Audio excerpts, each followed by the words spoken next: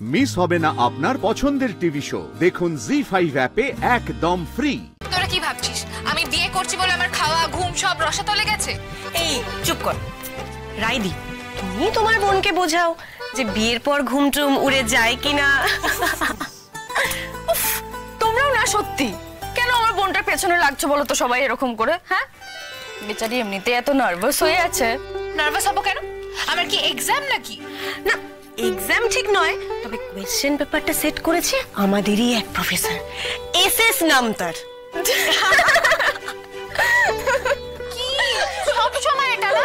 ও বাবা দিদি ভাই, তোর হলো তখন থেকে সাজিয়ে যাচ্ছিস। আমি তো বলছি আর সাজতে ইচ্ছে করছে না, ভালো লাগছে না আমার। আর ভালো লাগে না সাজতে, কিন্তু মুখটা দেখে তো স্পষ্ট বোঝা যাচ্ছে যে নিজেকে আয়নায় দেখার জন্য মনটা একেবারে ছটফট করছে। এই শোন, তোরা ওর ভালো করে ছবি টবি তুলে নে। আমার ছোট ননদিনীকে আইব্রো হাতে আজকে কেমন লাগছে তোদের কলেজের স্যারকে পাঠাতে হবে তো নাকি? না না না না না, একেবারে না, খবর দে। আমার কোনো ছবি তুলে না, পাঠাবার দরকার নেই। কাউকে পাঠাবি না, আমি কিন্তু বলে দিচ্ছি। তুই ছবি তুলে নিলি? বেচারির মুখটা দেখো, যেন মনে হচ্ছে। কি মনে হচ্ছে বৌমনি? এভাবে অর্ধেক কথা বলে থেমে গেলে কিন্তু হবে না। বৌমনি বলো না কি মনে হচ্ছে? মনে হচ্ছে মুখটা দেখে যে আমার বোনের মন মে লাড্ডু ফুট রহা হ্যায়। আমার মনে কোনো লাড্ডু ফোটেনি, আমার তো মনে হচ্ছে তোদের মনে লাড্ডু ফুটেছে। আর বৌমনিকে দেখে তো মনে হচ্ছে নিজের বিয়ের দিনে ফিরে গেছে আবার।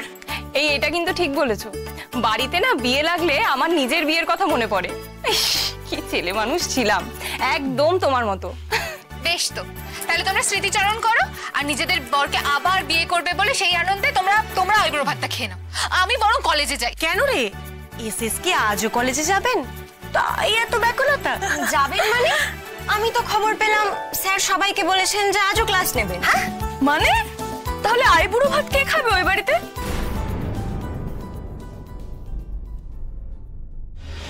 বকিও না তো, সাজানো গোছানো সবকিছু হয়ে গেছে, তোমাদের মালার জন্য অপেক্ষা করছিল সবাই এতক্ষণ। শোনো শোনো শোনো, সবুরে মেওয়া ফলে, বুঝলে? এই যে অপেক্ষা করলে এর দাম নেই বলছো? লগ্নর পরে আসে পরম লগ্ন। সখী তারে করোনা হেলা। ঠং।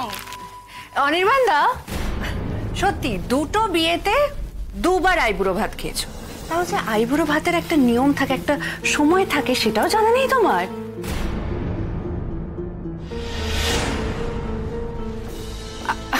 আরে এইভাবে তাকাচ্ছ কেন? তোমরা জানো না অনির্বাণদার এর আগেও একটা বিয়ে হয়েছিল। দিদিভাই তো অনির্বাণদার সেকেন্ড ওয়াইফ, আর অনির্বাণদার ফার্স্ট ওয়াইফ ওদের সঙ্গেই থাকে। বেশ সুখে শান্তিতে সংসার করছে ওরা। নীলু, হ্যাঁ, তোর অন্য কোনো কাজ নেই? কি যে বলবো, মা তো একরকম আমাকে বসিয়েই রেখেছে, তাই আত্মীয় স্বজনদের দেখাশোনা করার দায়িত্বটা আমি নিজে থেকেই নিয়ে নিয়েছি। রাই, আমি একটু ঘুরে আসছি। আর কিছু লাগবে? স্রোতের ভাত খাওয়ার সময় থাকবে না? সরি, আমাকে একবার অফিস হয়ে আসতে হবে। যদি তোমার কিছু প্রয়োজন হয় আমায় বলো, আমি অ্যারেঞ্জ করে দেবো। কেমন? জি5 ডাউনলোড করুন আর সব এপিসোড দেখুন একদম ফ্রি।